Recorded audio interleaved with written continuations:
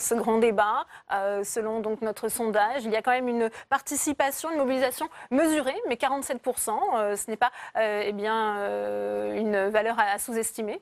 Bon, on verra ce que ça donne, mais au chiffre de la participation, il y a aussi un autre chiffre qu'il faut associer, c'est celui du nombre de Français qui sont convaincus que ce débat ne changera pas la politique du président. Donc ils peuvent avoir envie de s'exprimer par tous les moyens possibles, et peut-être par ce moyen-là, mais ça ne signifie pas qu'ils y croient, et ça ne signifie pas que ce débat satisfera les Français. Et je pense que ça ne signifie pas surtout que ce débat satisfera ceux qui se sont très massivement exprimés dans les rues, sur les ronds-points depuis des semaines maintenant, et qui ne voient pas leur thème abordé nettement dans ce débat, et qui surtout entendent un président qui dit déjà qu'il ne changera pas le cap de sa politique, et que certaines questions, si tout peut être abordé, finalement, tout sera décidé en définitive par M. Macron pour la poursuite de sa politique. Je crois que vous avez un peu lâché le mot qui fâche, c'est la question de la décision. C'est-à-dire que on peut parler de la méthode de la consultation. Déjà, monsieur, sans faire offense à vos travaux, bien sûr, mais vous avez vous-même souligné que vos types de consultations sont des consultations qui donnent une sorte de prime à des groupes de pression, à du lobbying, à des groupes organisés qui ne sont pas... les plateformes. Pour ce qui concerne les plateformes, mais il ne faut pas être naïf. Qui n'est pas le fonctionnement des Gilets jaunes, pour le coup. Et là, si vous voulez, c'est ce qui a fait qu'est apparue en premier lieu une revendication que l'on n'a jamais vue sur le moindre rond-point, sur la moindre pancarte dans les manifestations. Et qui a contribué quand même à, d'une certaine façon, entacher ce mouvement des Gilets jaunes, puisqu'on les a du coup soupçonnés. Moi, j'ai vu des articles de presse, Gilets jaunes, la manif, le mariage pour tous, en première revendication. Or, ce n'était pas les Gilets jaunes. Donc, il y a ce premier aspect qui est la méthode, comment on fait participer les gens, qui participent et qui a du poids. Et moi, je pense que dans ce genre de cadre institutionnel, où c'est cadré par des maires, c'est cadré en haut par des ministres, etc., je ne crois pas que ce soit si simple pour le citoyen, la citoyenne, et surtout les citoyens qui maintenant se sont organisés. On parlait, vous disiez, vous avez appris la manifestation du 17 novembre par un débat comme ça. En fait, par exemple, si vous allez sur les réseaux sociaux, vous ne pouviez pas y échapper à cette manifestation du 17 novembre. Il y a d'autres modes d'organisation. Je ne suis pas sûre que ces débats-là participent. Maintenant, la vraie question, si vous me permettez, parce que j'ai d'aller jusqu'au bout de ma pensée, la question de la décision. Et là, c'est assez clair quand même dans la lettre de M. Macron, c'est assez clair dans la bouche de certains ministres. Non seulement c'est organisé par des ministres, dont une ministre qui est quand même qui était lobbyiste en chef chez Danone. Pour tous, donc voilà, mais c'est surtout l'idée que derrière on consulte le peuple, mais le monarque tranche. Et ça, quand on voit la demande qu'il y a, on voit la contestation qu'il y a de l'usage que fait M. Macron de la Ve République et de son présidentialisme, commencer un débat comme ça... Il a un peu plus nuancé que ça, quand même, dans sa lettre.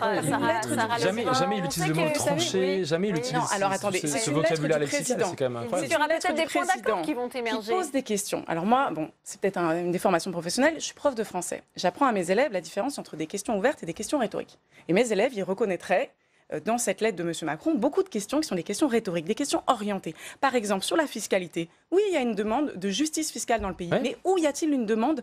Est-ce qu'on a entendu une baisse de la dépense publique? Moi, je n'ai pas entendu les Gilets jaunes demander une baisse. Si vous allez sur les ronds-points, vous verriez des gens qui ont des profils très différents. Personne ne demande une baisse de la dépense publique, sauf effectivement la question, par exemple, des salaires des élus. Mais c'est très orienté. Vous entendre quand même sur cet aspect aussi, comment faire pour bien cadrer sur ces questions institutionnelles. Ça faisait partie aussi du programme de Jean-Luc Mélenchon. J'aimerais replacer justement ces questions dans leur contexte politique, parce que vous n'êtes pas sans savoir qu'il y a eu une proposition de réforme des institutions par M. Macron, par le gouvernement, et que cette réforme a précisément été repoussée pour cause d'affaires Benalla. Et de commissions parlementaires, y compris au Sénat. On s'est rendu compte à cette occasion que les parlements pouvaient avoir leur utilité. Donc, moi, ce débat-là, le fait de faire surgir ce débat-là, moi, ça confirme mon impression qu'en réalité, le grand débat qui est censé être la réponse à la colère des Gilets jaunes qui s'expriment dans le pays est en fait une façon pour M. Macron de remettre sur la table ses propositions. D'ailleurs, on a dit que finalement, c'était la question de la baisse des impôts et des dépenses publiques.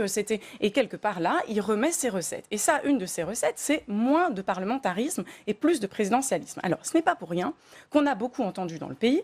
On en pense qu'on veut sur le plan institutionnel, mais qu'on a beaucoup entendu le slogan « Macron démission ». Ça dit quelque chose du rapport de la population à cette fonction présidentielle qui a été en plus extrêmement mise en avant par M. Macron, qui a quand même osé aller dire qu'il vienne me chercher en faisant référence au fait que finalement il était l'ultime responsable de la situation dans le pays. Et en tant qu'ultime responsable, il a concentré sur lui les pouvoirs. Et quand il explique qu'on fera plus de démocratie avec moins de parlementaires, ou quand il s'en prend au Sénat, mais sous l'angle parce que nous aurions des choses à dire sur la question du bicamérisme ou pas, mais ça c'est des questions, si vous voulez, à la limite d'une certaine façon très techniques par rapport à la question de est-ce qu'on veut des contre-pouvoirs en France ou pas? Est-ce qu'on a un exécutif qui décide de tout? Est-ce qu'on a un exécutif qui utilise l'inversion du calendrier parlementaire pour avoir une majorité, excusez-moi, mais complètement à sa botte, et qui fait absolument tout ce qu'il a demandé? C'est très difficile à entendre. Non, c'est très simple. Vous savez, les gens ils voient les maternités, les hôpitaux fermés près de chez eux et que vous leur dites à longueur de temps, si, mais on ouvre. On est en train de... Mais ça prend du temps. Mais vous savez que ça prend du temps. Vous n'avez pas de baguette magique. Mais même à la France Insoumise demain, si vous accédiez au pouvoir par miracle, si vous aviez 600 000 voix de plus et que par miracle vous arriviez à avoir une majorité, vous n'arriviez pas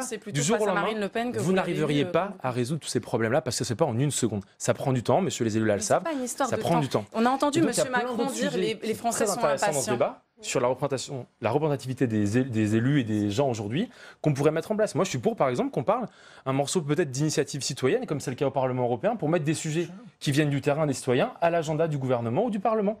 Même chose, peut-être qu'il faut réfléchir à un congé démocratique pour que tout le monde soit représenté. Alors, le chef de l'État, il a rappelé, ce ne sera ni un référendum, ni un... J'ai pas dit référendum, j'ai dit une initiative citoyenne. Ça, c'est très clair pour le chef de l'État, et pour autant, il veut malgré tout quand même transformer les colères en solutions. Ce sont ses mots. Donc ça, c'est vraiment la contradiction profonde. Il le dit lui-même, ni un référendum, ni une élection. Or, en fait, en démocratie, justement, quand on respecte les institutions, surtout que nous, on se prend nombre de leçons de républicanisme en ce moment, on reconnaît que les urnes, c'est une solution politique à une situation de crise sociale, de crise de sentiment d'injustice dans le pays et de désaccord avec la politique qui est menée. Le retour aux urnes, il peut se faire à travers la dissolution, à travers des élections anticipées. Ouais. Il y a une échéance électorale à travers les européennes. Elle est déjà là. Face à l'ampleur. Le risque est là de désaveu pour le chef de l'État. Vous avez raison, les européennes pourront fonctionner pour pas mal de Français comme une forme de référendum. Mais...